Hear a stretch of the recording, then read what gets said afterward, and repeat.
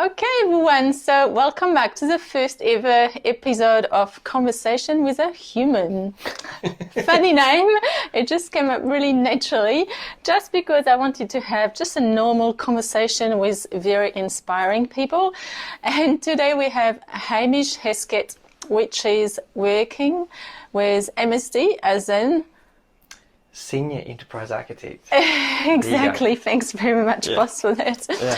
And so I have met Hamish about maybe 7 years ago.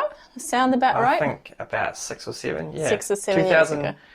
January 2015. How's that? Okay. So Hamish is my encyclopedia. He remembers everything. And so I remember because you opened the yoga lounge the September of 2014. Does that sound right? I don't know. Yeah. September 2014. Yeah. That's good. And you've been open about just a few months, and then Alex brought me to your studio. Perfect. At the start of the new year. Yes, this conversation is today with Hamish Hesketh as a guest because I met Hamish when I used to have a yoga studio in town called the Yoga Lounge, and Hamish has come with a different face and body that he has today. He was a little bit bigger and a little bit different. That's too kind. Because he has actually lost just over over more than a year, up to 26 kilos? Yeah. Is that correct? 26, 27 kilos. Yeah. Which is just amazing because you've lost it in a very healthy way as well. And what I wanted to talk today about is just really, it's really about your journey of self-transformation and how you managed to maintain this healthy way of living. And so just having you sharing your experience with us. And maybe you can start by telling us how you came to the yoga lounge and what made you decide to go and try yoga. Why yoga? I was a really unwilling participant of yoga in my first couple of classes. How it happened was I was in a cafe with one of my best friends, Alex Dean, and I was complaining to him about I had a sore back and I was feeling really uncomfortable being quite fat and having skin issues, and then talking about how I would have a physiotherapist and then I'd have a skin guy and then I'd have a knee guy and then I had an osteo I was working with. My GP wasn't really helping. I used to joke that I should get all of my health professionals on a conference call so they could all talk about me because I had so many Maybe of them. Maybe have a package price for all of this together. Yeah, exactly. And Alex, to his credit, goes, okay, you need to do some movement stuff, and I'm going to this new yoga place, and I thought, at the time, that's so nice that he's thinking of alternative things for me, but yoga. I'm like, what is yoga going to do? Yeah, exactly. It's going to do what all these other things are doing, which is nothing. Nothing, exactly. And you know what? So many people will just think like you. And I want to say that when I have started the Yoga Lounge back then, it was really to bridge the gap between the non-believer yogi and trying to make them understand that yoga is simple and so beneficial, right? Target market right here. Exactly. You were my salesman for years. You became my salesman. Because it just works so well, It's just easy to sell when it works, when you believe it. There's the old saying: sales is about the transferring of enthusiasm. That's what all of sales is, and I became very enthusiastic. Yeah, definitely. I actually don't really remember you the first day you came, but then I think you were coming every day after this. How often? Well, I mean, first of all, when you did your first class and you left, what did you think? So what happened? The biggest thing I was dealing with at the time when I first started at the yoga lounge was I was having really bad lower back pain, really bad. Like some days I couldn't get out of, well, I could get out of bed eventually, but it was very difficult. And like I used to rank my days of how much pain I was in from manageable, okay, manageable, painful, very painful. And during that whole time I was either having painful or very painful days. With the back, and it was just horrible, and I wasn't sleeping properly. I was not in the best of moods a lot of the time because we weren't sleeping, and you're in pain all the time. And what did the doctor say with your lower back pain? Where did they say it was they were coming saying from? like they weren't really. They were sort of talking around the issue as sort of. Yeah, I don't want to blame them. It would be easy to say they weren't doing anything, but they were sort of talking around the issue, and they were saying things like, you need to lose some weight, and which was they were all right, true. yeah, It was all yeah. true. It was all right. What I was looking for at that time was I was just looking for an immediate fix. Just fix it. Just Like most of people today. Yeah, exactly. And the other thing that I was doing at the time was I was really trying to, looking back now and really looking at what was going on, was I was trying to outsource my own healthcare, which, obviously we now know that you can't do. We all have to be personally responsible. You got to do the work. To an extent, you got to do the work, right? So, but obviously I wasn't at that stage of understanding, willingness, openness. I know. And so yeah, and then so I had that first day that I came, I had really bad back pain, and I honestly thought coming in, it's like, I was nervous that it was going to make it worse, because at that point in my mindset was the less I move, the less it will hurt. Yeah. And so obviously, moving on a floor and twisting and extending and forward bending the spine to me was like, it's going to make it way worse. And I was not enthusiastic. I was a bit concerned and worried, and it was all new as well to me. So I was like, I don't want to have to learn a bunch of stuff. I was really not very keen. But then after that class, the next morning when I got up, my spine actually felt all right. It wasn't amazing, but it was better than the previous week, and it certainly wasn't broken. And even at that point, I was still skeptical. I thought, it's just a good day. But in the back of my head, I was going, well, you did that yoga thing yesterday, right? That might have something to do with it. And I'm like, okay. Okay, maybe I'll go again. And then I was like, I'll go again. I'll go. Like at that point, I was willing to do anything. If you told me to stand on my head for an hour to fix my back, I would have done that, right? Yeah. Okay, I'll go and try and do the yoga thing, and then there was a few days in between that, and there was about 3 days, and then I went back again, and then I had another, and my back was still got sore again in those 2 days, and then I went back, and then I had another good day afterwards, and I was like, okay, there's something to this. I don't get it yet, but then there's definitely, I'm feeling better. So then I started going pretty quickly, 3 days a week. Yeah. Just to see how I was going, and the back was getting so much better. And I didn't even know that I would start losing weight, and my skin would, all the other stuff that was happening, and all the so the joint weight pain. loss wasn't your first issue. That's not what you wanted, where you were coming from, but it was more on a health factor. Yeah, and I remember thinking even back then, if the only thing this does is fix my back, I will be so happy.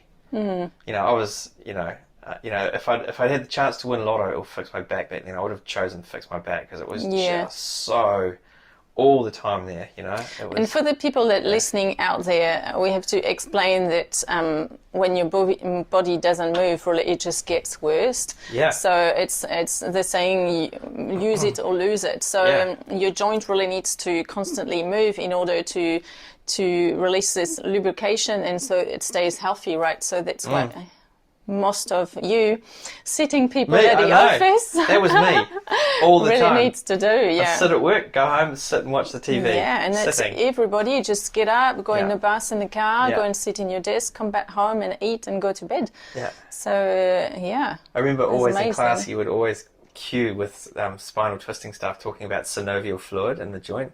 And I remember being fascinated by the word synovial, but then also going away and going, what is synovial fluid? And then finding out about it, how it effectively is the lubrication for the joints.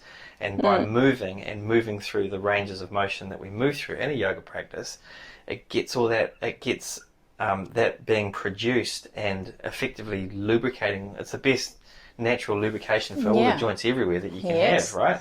And then your breathing. Yeah, and exactly. And that paired with breathing seems to set it off and get the whole thing working. Yeah, exactly. So you had some major back issues, and I remember you saying you had some skin issue as well. Yeah. And so you had some sort of rashes. I'm not too sure what was going on, but so I would just get, particularly, I thought it was at the start it was a seasonal thing, but I'd get eczema, and I'd get like the skin raised, and sometimes I'd scratch it and it would bleed. It was really, really horrible, and it would appear around my torso as well. Yeah. And it was a nightmare. It was inflammation of the skin. And I just nothing seemed to trigger it that I thought at the time seemed to trigger it off. But then when I was working with you more, once I'd figured out that yoga was the thing, and then obviously that you also had a great background in starting to read about science nutrition and all this other stuff that I had not really. In fact, I hadn't at all looked at, if I'm being truthful. You were just scratching the surface to get deeper. Yeah, exactly. And then I remember you saying to me one day, "You should do a month without dairy food." Mm-hmm. And again, at the time, that was out of my life. That was out of my what life is that? whole. I'm like, I may as well die, But and so you did the whole month? But then, so I trusted you by that point. Not that I didn't trust you before. By then, I was like, okay, she knows what she's talking about. But then when you say things, it's like, oh, I don't want to do that, but I better try. I better just listen to you and try it. And within 2 weeks, the change. 2 weeks, that quick, yeah. It was that quick, and that's how I figured out I basically had a dairy allergy, because it was so. And it showed, and I can't sort of prove this in myself, but the whole joints, all the joints seem to get a whole lot better since then, and I've done a lot of reading on it since then, and there seems to be some relationship between dairy and inflammation, arthritis, all that kind of stuff. I need to do more reading on it, but I think also with gluten. Did you stop gluten at all? No. Well, actually, I did. I did that for a few weeks. That didn't seem to. And I think you eat really good bread, right? Because you don't. I think there's a difference between this plastic square bread that you buy and then the proper sourdough bread that's made daily in the, Yeah. And there's definitely a difference in these things.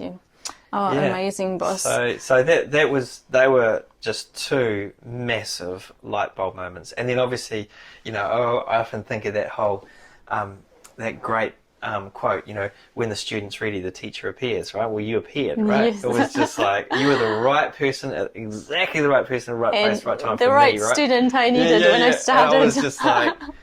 And after that point, I was like, okay, I trust you. I'm going to, whatever you say, that's it. I'm going to just go for it. But the amazing thing is that you did the whole journey. I mean, I was a personal trainer before, and I had a lot of clients that you will tell them and try to suggest things like, maybe you should reduce this and have more of this, or I will tell them maybe you could read this book because it's very interesting, and I'm not really good with my words, so the book will explain it better. And they wanted to change, but they never made the effort. Yeah. Well, every time I'll tell you, you should read this book, like the first Paul Check book that we were talking about earlier. This is a great one. And then every time I'll tell you a book, you will go and research. And that's a perfect student. Yeah. Because you really stick to, you did the hard work. I was just suggested things, and you'll just go and I think you have 10 times more knowledge than I have now.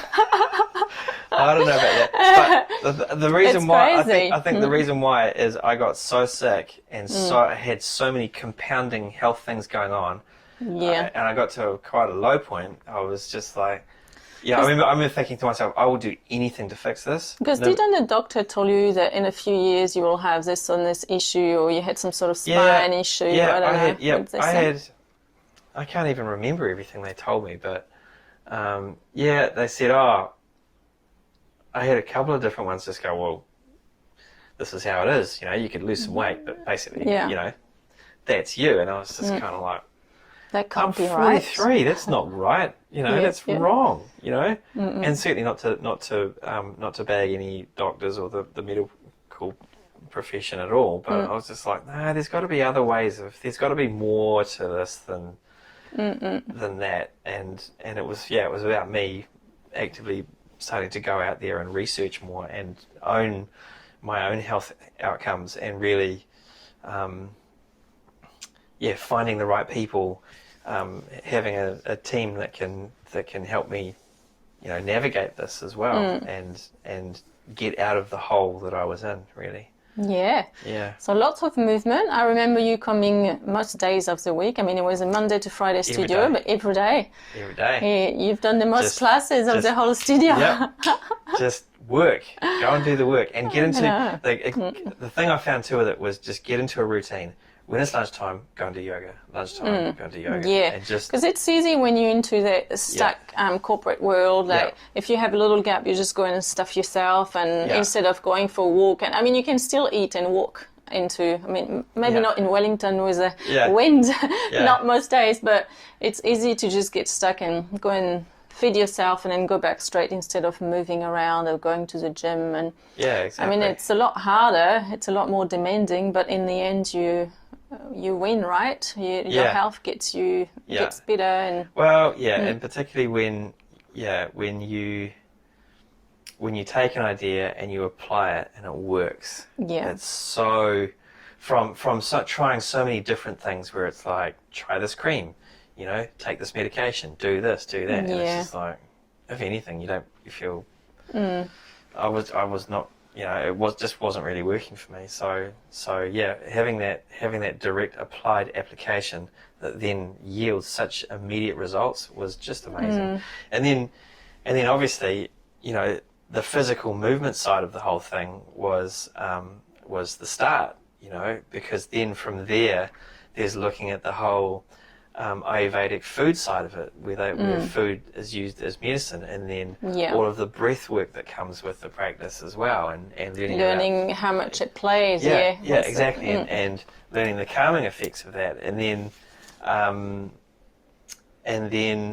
from there going into yoga teacher training and learning about the whole other side of yoga, learning about the Yoga Sutras. And learning about, the two things I'm always coming back to are the Yoga Sutras and, the 8 limbs of yoga, where the first 4 limbs are the physical side, and then the next 4 are the whole mental. Just bringing another dimension into how to live like a good human, right? Yeah. And so what I didn't realize was happening. Was all of the physical movement and the timing of the breath with the movement and working through the set yoga postures is that it's the calming of the mind, which is the whole other side to it, which so you can kind of to heal yourself physically, and then just naturally the yoga did its work, and then it helps you spiritually, and that's exactly what yoga is. So when you first start, you just come into like a physical aspect where you want to feel better and look better, but then the more you dig into it, the more you realize there's no limitation, and you just keep learning and learning and learning, and then hopefully become a better human, just hopefully, and more enlightened. Yes. Well, that's right. Well, I don't know if I'm more enlightened, but because I remember that I probably showed you the way into some really healthy things, but you showed me into some other things, right? Because we had a few sessions at the beautiful local bottle bar. a lot of wine, there's a but fair bit. great discussions, Great right? discussion. It was amazing. Great discussion. So now we don't have this anymore because you don't even drink alcohol I don't even anymore. drink alcohol anymore. It's that's crazy. Right. So it's crazy. Well, that's yeah, it. yeah. Well, and I guess that's that's another example that as you go through this whole process, Yeah. it starts becoming really obvious what foods and what you ingest, what works for you and what doesn't work for you, and there's things, and the alcohol one is an interesting one because, it's socially acceptable to go out and drink and all that stuff, and I drank quite a lot, in years gone by,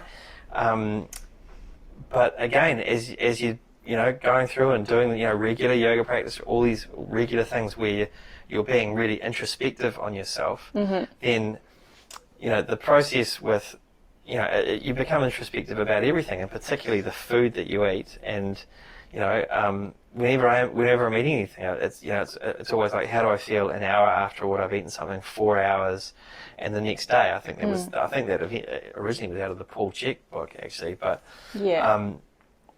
But and naturally, because your body yeah. cleans itself, Yeah. it doesn't tolerate as much as you used to, no, right? That's right. And so then when you do have a drink, it's just like, yeah, I feel okay at the time, but I don't really feel much at all. But then 4 hours after, I've noticed a real dip in energy, and I just want to go to bed. And then the next day, for me, I feel probably down is not the word, but just not a bit dusty, not fully awake. Yeah, it's not so much an awakeness thing. It's how I feel, like mood-wise. I just don't feel very up. I don't feel down, but I just don't feel sort of my normal bouncy self, And it's kind of like, and sometimes that would persist even if I hadn't drunk very much for sort of 2 or 3 days.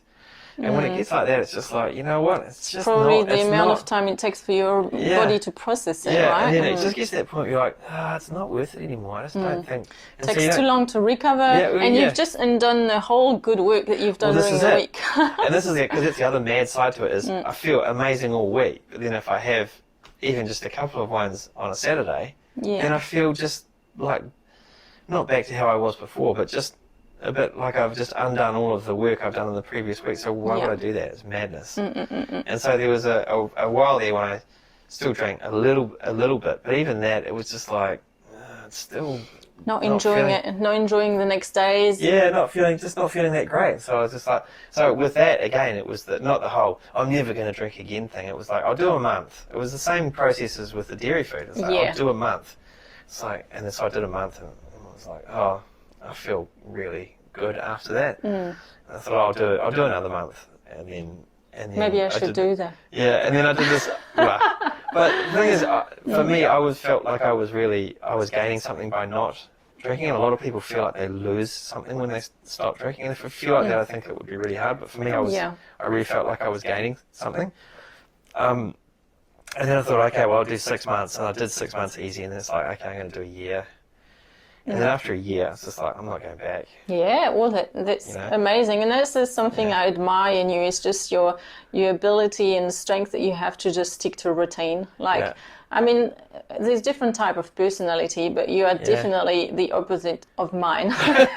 And I'm someone that I'm constantly like, I have one direction, but if I see, I always go and take different road. If something interests me, I just go and look at this, and then look at this, and look at this, and look at this, and then one day I'll arrive to Paris, but it might take me 3 times going around the world to get there. You know what I mean? While when you have one thing in your head, you just go for it and you master it. Like a great example is I don't want to say you mastered yoga because it's not what it's about, but you've started your journey into learning to handstand, and now you can handstand, and I can't. Because I don't have the discipline like you have, I mean, you stick to the program, you had coaches, because that's a good thing as well. You don't hesitate to, first you were paying me to teach you and have one-on-one session with yoga and then different sort of movement. But then you just kept growing and then getting into more and more different coaches, and now you're training into great coaches from somewhere else in the world, and then you just stick at it because you see results, and then you're obviously passionate about it, and then you just go 100. That's amazing. Yeah, it's well, that's been one of the you know, I don't want to say benefits of COVID, but one of the side effects, I guess, of COVID is that all of these amazing teachers have had to go online. Yes. Yeah. And so people that I've wanted to practice and train with for years, they're now all online, and you can. That is so true. I was listening to a lot of podcasts, and especially in the world of, because we're a little bit more into the Ashtanga yoga for a while and still quite into it, but that's what I've noticed listening to podcasts of this old, 30 plus years of practiced guru or teacher, and that we're always resistant to social media and to internet, and now they're all starting to realize that they have to go in the wagon, they have to get in the boat, otherwise they're letting they're getting behind. And so all these people that were always resistant are now doing online. So like you say, in a way it's amazing that you have access to all these great teachers that you could maybe have never met otherwise, because who can take a month off to go and study in America or in India? And not everybody can do this, and especially when you have a big family and full-on jobs. So it is a benefit of the COVID. We have to see the positive side. I know. So that's look, it's an ongoing thing, right?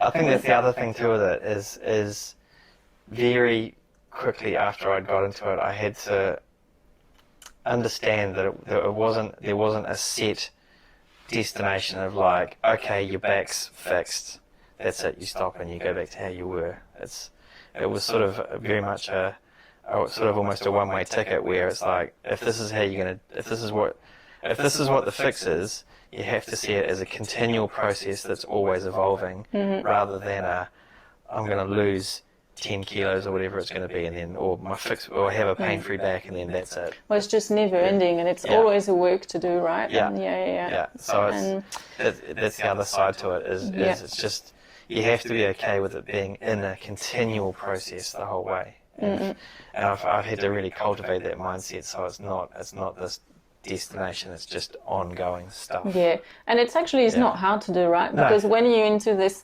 wheel of learning new things, it becomes a bit of not an addiction, but it is an addiction. You just want to keep learning more and discovering more, because it's amazing what the body and mind can do.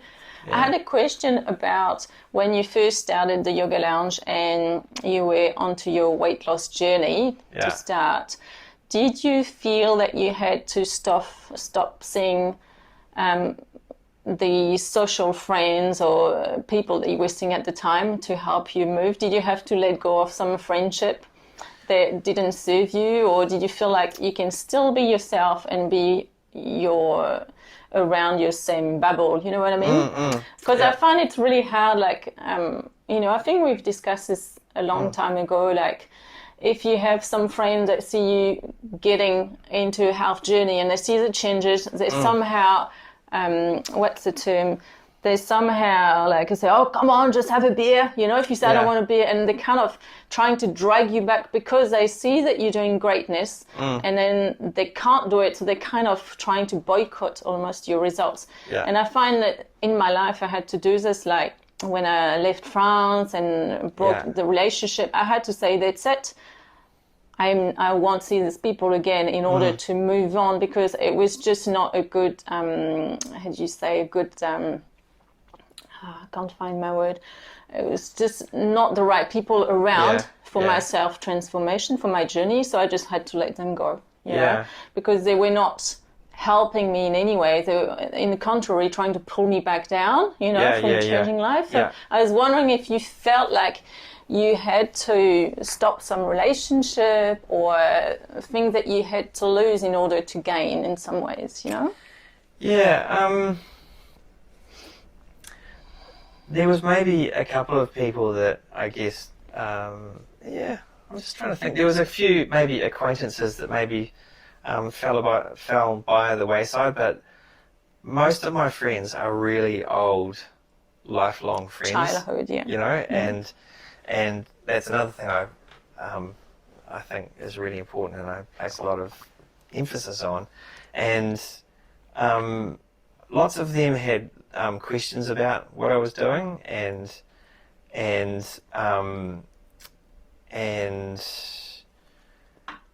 I'm sure some of them didn't fully understand what I was doing, because there was a few people I just sat down with and went, look, this is how it is. I had these really bad health issues, these really bad pain issues that I was trying to manage and deal with, and I'm doing this stuff to keep the weight off, be pain free, but then also explore and understand what this whole massive set of health tools are to keep myself good. So I had to be direct is not the right word, but I had to be quite plain in explaining what I was doing, because for me, other people, I mean, if I was in their shoes looking at me from the outside, looking at myself, I'd be like, what's he doing? Yeah.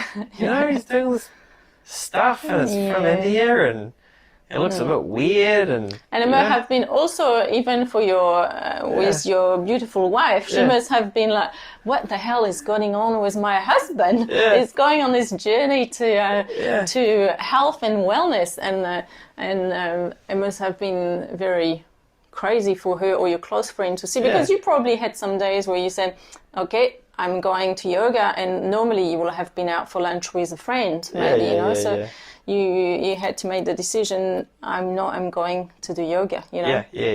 I'm going to. I guess. I mean, They could also. I think my lovely wife and my dear friends, they could all see it was good for me. Yes. And they could see that the weight was coming off, and they could see I was much happier. Yeah. And I think. And good friends will understand and support you, right? Yeah, exactly. And I think that they could see it was good for me, and then it was just like, well, whatever you do, go and stand on your head, do whatever you want to do. just if it works for you, then go with it. I think. Yeah. And they've probably seen the amazing positive mind changes that happen with all this. Yeah. So overall, I've been really lucky on that front, that everyone's been pretty supportive, people at work ask about it, and you can see that they also wonder if it works or whatever. But you probably inspired them, right? Yeah. There's a few people at work that ended up coming, right? Not everybody wants to put in the work like you did. No. Well, I don't think everyone was as sick as I was either. So I think it was almost as bad as I got. That was the motivation to get out in a strange way, If I hadn't been as bad, maybe I wouldn't have stuck at it so long. But it's been a good ride. It's been amazing. Yoga and now just movement and then staying healthy. Yeah. What a life lesson of all this changement. Yeah. Do you have what makes you happy about that whole transformation? What do you take out of this? So many things, Jeez, right? I don't know. I'm really interested in the mental effects of it, how it quiets the mind, how it sort of changes perspective on things, because there's a lot of other stuff outside of yoga that I think is probably related to it. Like I'm quite interested in minimalism and things like that, and not being so attached to things. And part of yoga journey as well is the same. Just all you need is within you, right? Yeah, exactly. And that detachment, all of that has happened. I haven't tried to do anything. I haven't tried to cultivate that side. It's just happened as part of the whole process, and so that's been interesting to see the other side effects, it seems, of all that.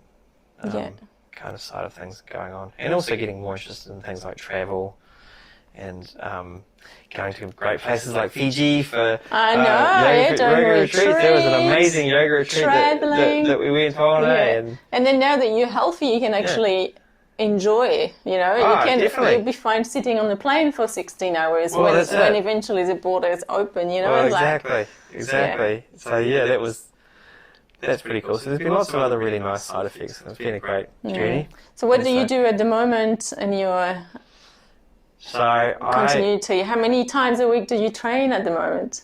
I train I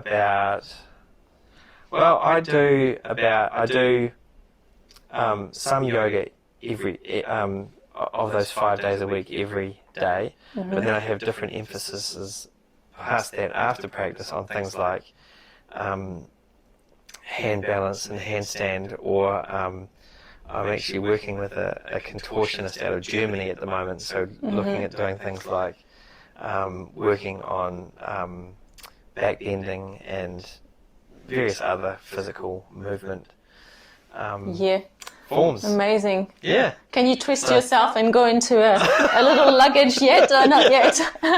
No, and it's not one of my lifetime goals. But oh my gosh, yeah. But it's good. It's interesting. It's super interesting. And that's one of the other cool things. I mean, this is a whole other talk in itself, but all of the other different forms of movement practice that sit very nicely alongside yoga, and I think that all movements is good, and it's I think yoga and other ways of moving, like the way circus people in the circus discipline do, or gymnastics, any of those kind of other movement forms, that they all blend so beautifully together. Any movement, like Tai Chi. I mean, anything that you are really aware of what you're doing and you're in the moment is just beneficial, right? Oh my gosh. Amazing, boss. So good. Well, lovely to chat to you. I know, that was so good. Well, thanks so much for sharing your journey. Well, thanks. And I'm sure it will inspire a lot of people.